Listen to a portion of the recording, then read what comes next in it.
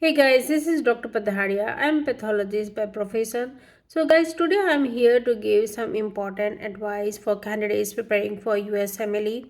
So guys, what I see that most of the candidates they are doing offline UWorld question and also giving offline NBME exam.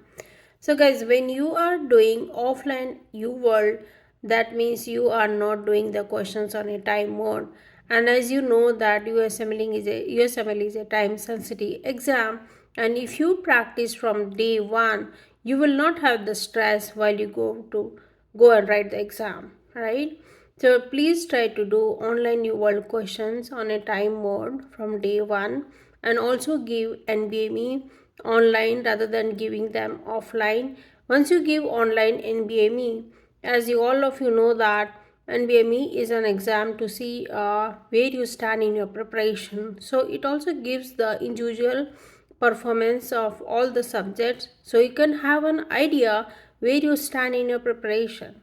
Okay, other important advice I would give guys that when you are picking the correct answer while doing the multiple choice question, at least you should have 5 to 6 positive points from the question to pick the correct answer.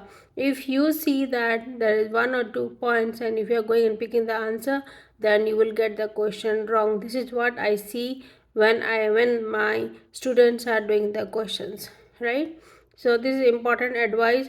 And also give enough time to the world images and also the flowcharts, because if you take enough time on the images you are going to learn them. Okay, so try to take in enough time and learn the pathophysiologic mechanism, images, flowcharts, and then try to do the questions.